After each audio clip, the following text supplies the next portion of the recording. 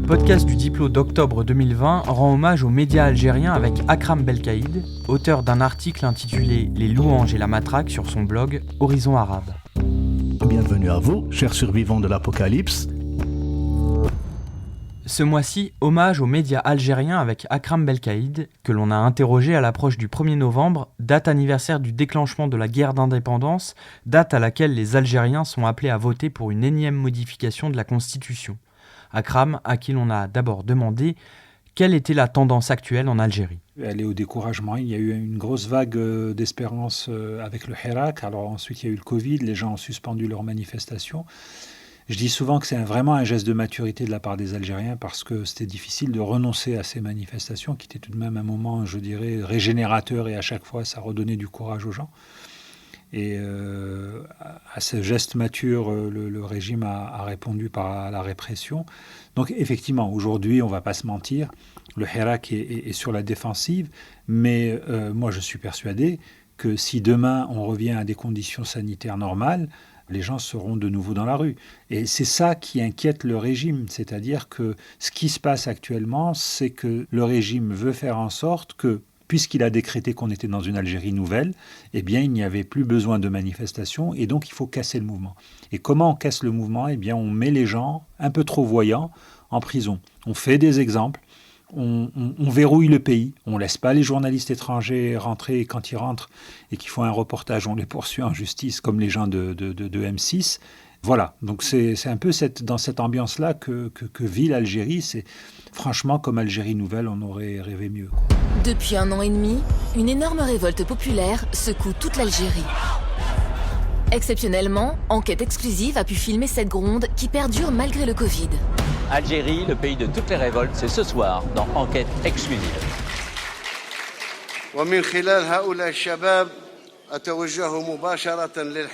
Le président Abdelmadjid Tebboune, après son élection en décembre 2019 avec 58% des voix, mais un taux de participation de 40%.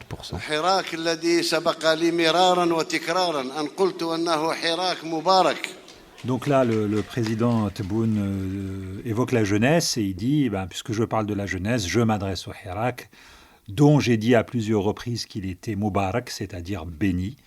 C'est vraiment une technique de glaciation et de récupération, c'est-à-dire que vous avez un processus qu'on ne peut pas nier.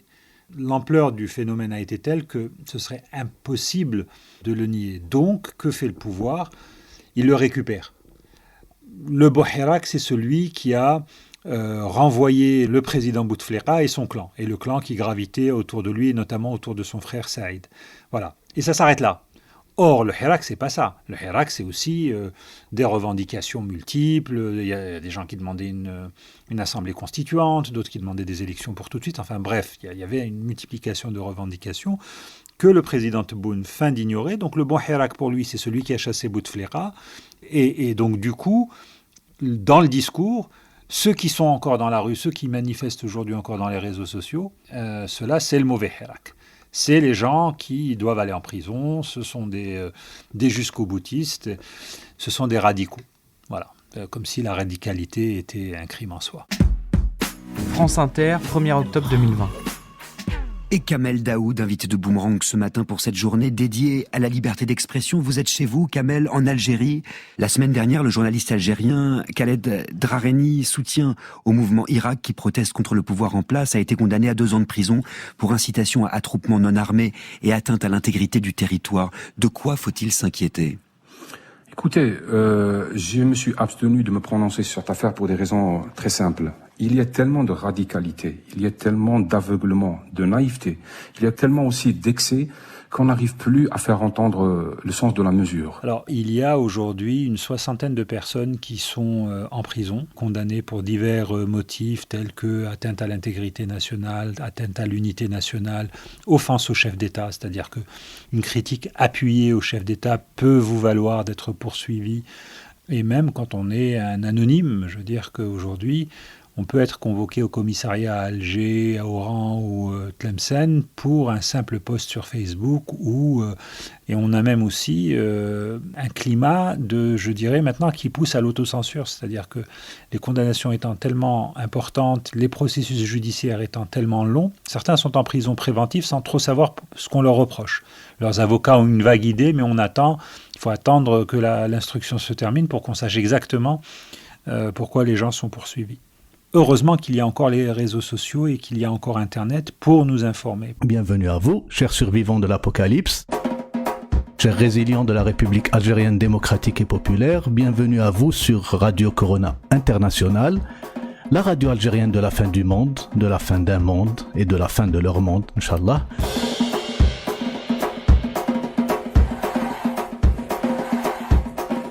Bonsoir RCI. Je vais vous raconter aujourd'hui كيفاش قدرت ندخل للشرع le procès de Khaled Drarni alors que beaucoup de journalistes même avec leur ordre de mission ما قدروش يدخلوا. نت صباح bien motivé بت عند عمتي في لوساندي باش تجيني قريبه دار شعر تاع رويسو.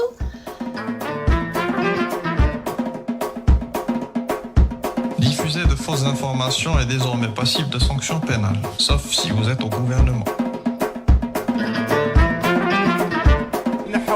عاودوا داروا بيون واحد اخر تنحاو كاع ما نعرفش عربيه هذه الدرجه تاعنا. Alors Radio Corona International, c'est un ovni dans le ciel médiatique algérien. C'est quelque chose qui a surgi de nulle part.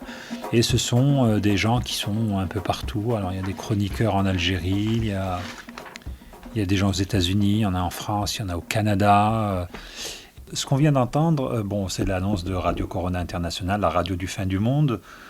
Et surtout, alors en exergue, ce qu'on entend, il y a un jeune qui dit ça se passait en mars, si mes souvenirs sont bons, 2019, lorsque Bouteflika a essayé une manœuvre, celle qui consistait à démissionner ou à faire semblant de démissionner. Et dans les rues de la capitale, il y a un jeune pizzaiolo qui passe et qui voit l'envoyé spécial d'une chaîne du Golfe en train de faire son direct, et il intervient sans que personne ne lui ait rien demandé. Il dit on a enlevé un pion et on l'a remplacé par un autre. Nous, ce qu'on veut, c'est qu'il yitnahaouga, c'est un des slogans, c'est-à-dire qu'ils dégagent tous. Et ça, c'est vraiment le leitmotiv des manifestants. Leitmotiv très critiqué par ailleurs par beaucoup de gens parce que c'est du dégagisme, et vous avez beaucoup de gens très sérieux qui vous expliquent que le dégagisme, ça ne peut pas être un programme politique, mais ça, aller expliquer ça à une jeunesse algérienne qui n'en peut plus. Et alors, c'est pas dans le papier, mais c'est tout de même important. On n'a jamais eu autant de départs de clandestins que cette année, depuis le mois de mai-juin dernier. Avec, je crois, il y a eu des pointes de 800 clandestins par semaine atteignant les côtes espagnoles. Donc c'est dire à quel point la colère est, comme disent les Algériens, le j'en peux pluisme est assez répandu. Merci Akram. Je voulais juste vous faire dire les 3 slogans majeurs que vous citez dans votre papier, qui avaient repris de plus belle en janvier 2020 avant que l'épidémie mette un peu le monde entier sous cloche. Alors il faudrait que je relise le papier parce que alors où est-ce qu'ils sont? Ouais. Alors Yitnahaouga, c'est celui dont j'ai parlé là, du jeune là, donc qu'ils dégagent tous. Maranash Habsin, Maranash Saktin, on va pas s'arrêter et on va pas se taire, on ne s'arrêtera pas et on ne se taira pas. Et le slogan qui est plus politique, le 3e, Doula Madaniya Machi Askaria, un état civil, pas un état militaire.